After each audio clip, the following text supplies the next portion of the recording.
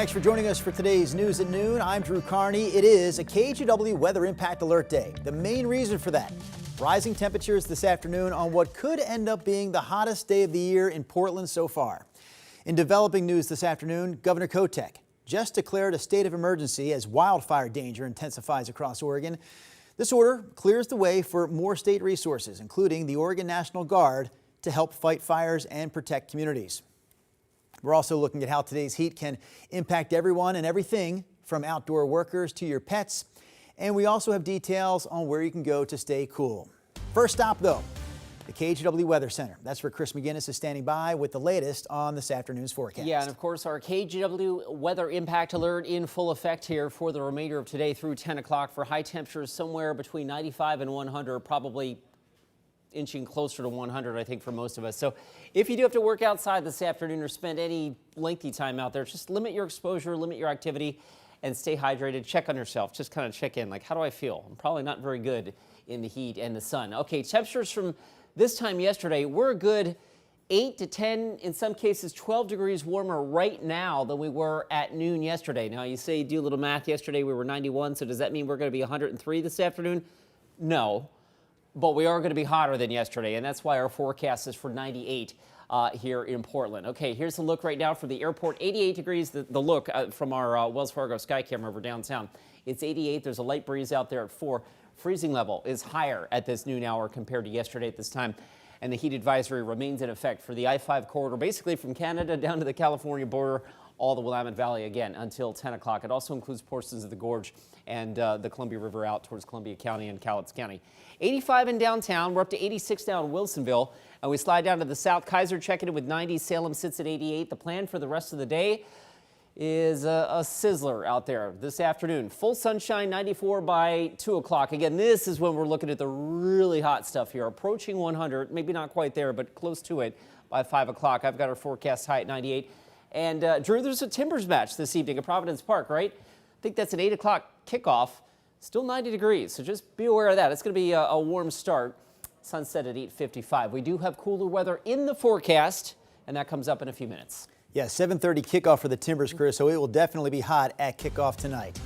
Meanwhile, the Oregon Department of Emergency Management is reminding employers to protect their workers, especially those who have to work outside, because too many times people underestimate the heat. That can lead to heat exhaustion or, even worse, heat stroke. State rules require employers to provide adequate water, rest, and shade for their employees whenever the heat index hits 80 degrees, and even more precautions are in place when we go above 90. On their end, workers should know their rights and always speak up if they don't feel well. The risks are too high. It's absolutely critical that people say something, and if they're not feeling well, report it to the supervisor so that they can take the rest they need in shade and possibly receive the medical care that they need. Even if you're not working in the heat all day, it's still important to drink plenty of water and avoid sugary drinks and alcohol. Also, a reminder to check in on neighbors, friends, and family members, especially if they're older and living alone. Several counties in the Portland area have opened up cooling centers this week as we move towards the hottest temperatures of the week later this afternoon. Clackamas County opened up 20. Marion and Yamhill counties have several cooling centers open as well. In Washington County, official cooling centers aren't open, but you can find relief from the heat at public spaces like libraries and community centers with AC. No cooling centers open in Multnomah County either. That's because temperatures haven't reached the county's threshold for opening up those types of facilities. Past history suggests that hot weather events can turn deadly when people try to ride out a heat wave in a hot home. Most of the folks who are showing up in emergency departments and who are dying during heat events they're experiencing that heat exposure in their own homes where they don't have cooling.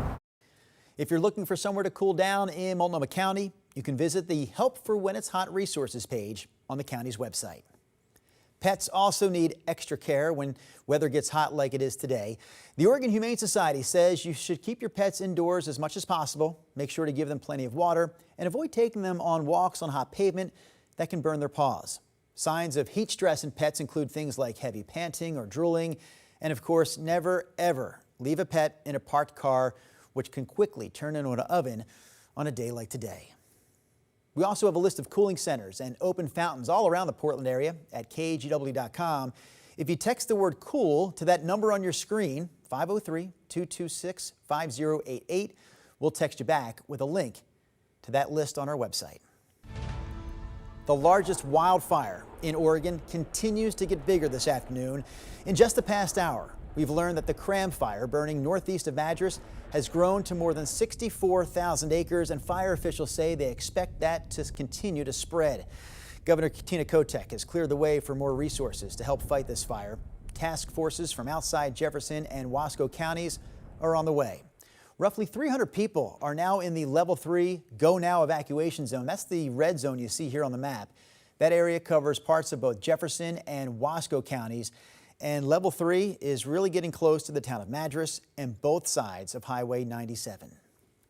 The first cleanup is underway, the first phase of that cleanup anyway, following last month's Rowena fire in the Gorge, that's west of the Dalles. This fire has destroyed nearly 60 homes in the area and burned almost 4,000 acres. A task force also working here to clear the area of any hazardous materials and take those materials to a hazmat landfill. Essentially removing hazardous waste from the ash piles, and that's like propane tanks, pressurized cylinders like welding gases. You might find some paint cans or things like that. A lot of the stuff you would normally expect to see around your own house.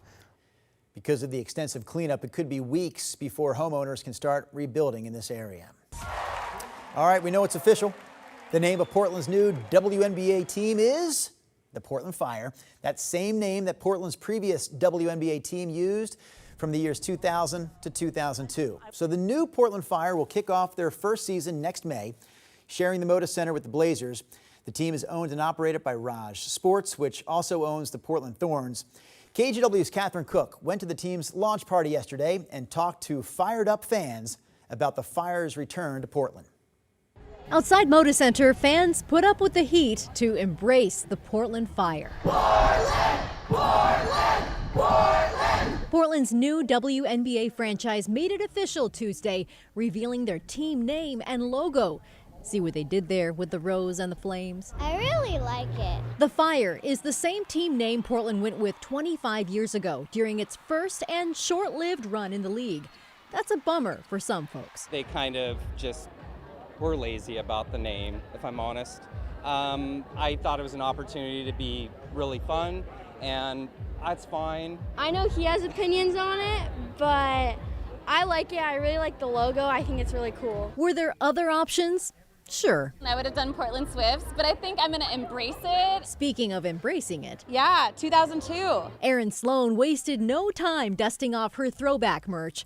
She's waited 25 years for the Fire's return. It's like the Portland Fire. I was in like 5th and 6th grade when I went to all the games. I'm so excited. I was like bawling in my car when I found out that we were getting a team back. We're going to bring the city a championship ring. That much I do know. As fans warm up to the Fire's name, I kind of like it, but I don't know how I feel about it yet. the littlest embers can't wait I like that they're women and I'm a woman. to see them in action. Catherine Cook, KGW News.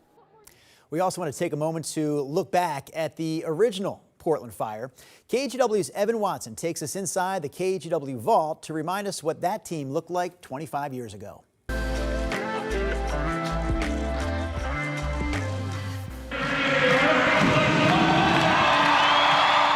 Portland had a WNBA team, the Portland Fire, which played at the Rose Garden from 2000 to 2002. The Fire averaged more than 8,000 fans at its home games, which was higher than the league average. Jackie Stiles won the Rookie of the Year award in 2001. But in the Fire's 3 seasons in the league, the team failed to post a winning record, finishing best at 16-16 in 2002. The team was owned by Paul Allen, but the Fire fizzled out after just 3 seasons in the league for financial reasons and a lack of new ownership investment. Here's what former Portland Fire player Jenny Moe told us about that moment.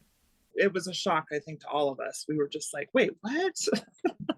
But we have a good fan base. Like, people are coming to our games, and why would you do that? But yeah, it was really weird to come back to nothing.